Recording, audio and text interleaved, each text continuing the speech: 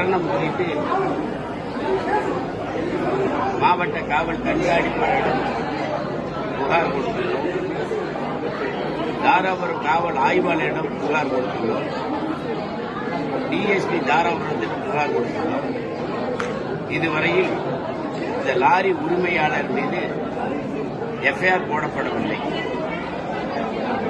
உப்பு உயிரும் கொலை உயிருமாய் இருந்த சுப்பிரமணியனை மகாராஷ்டிரிலிருந்து எந்த விதமான மருத்துவ வசதியும் இல்லாத ஆம்புலன்ஸில் ஏற்றி கொண்டு வந்து திருப்பூரில் அரசு மருத்துவமனை இறக்கிவிட்டு சென்று விட்டார்கள்.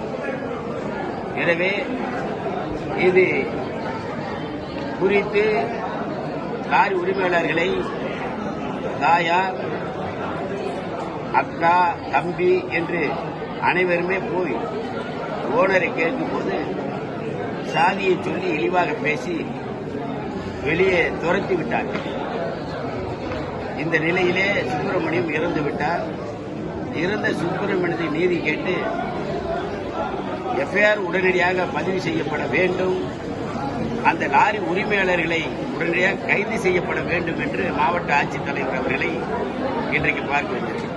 அதேபோல உடுமலைப்பேட்டை அரசு மருத்துவமனையில் பணியாற்றி வந்த தூய்மை பணியாளர்கள் 11 பேரை QQMS நிறுவனத்தார், ஒப்பந்த நிறுவனத்தார் எந்த விதமான முன்னறிவிப்பும் இன்றி வேலையை விட்டு நீக்கி இருக்கின்றார்கள்.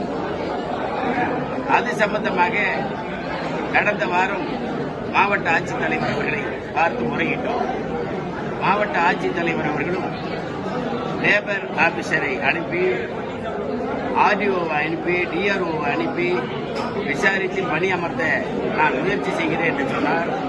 அந்த முயற்சியும் அந்த QQMS எடுபடவில்லை, அவரிடம் எடுபடவில்லை. இப்பொழுது மக்கள் தூய்மை பணியாளர்கள் நீக்கப்பட்ட அந்த நிறுவனத்திலிருந்து தெருவிலே நிற்கக்கூடிய ஒரு சூழலை உருவாக்கியிருக்கிறது. QQMS அந்த நிறுவனம் லேபர் ஆக்டை பொருட்படுத்துவதில்லை, லேபருக்கான பாதுகாப்பு, பணி பாதுகாப்பு வழங்குவதில்லை, கொத்தடிமையை போல மிரட்டுகின்றார்கள். தொழிலாளர்களை கொத்தடிமையை போல மிரட்டுகின்றார்கள். எனவே அது குறித்தும் இன்று மனு கொடுப்பார்கள்.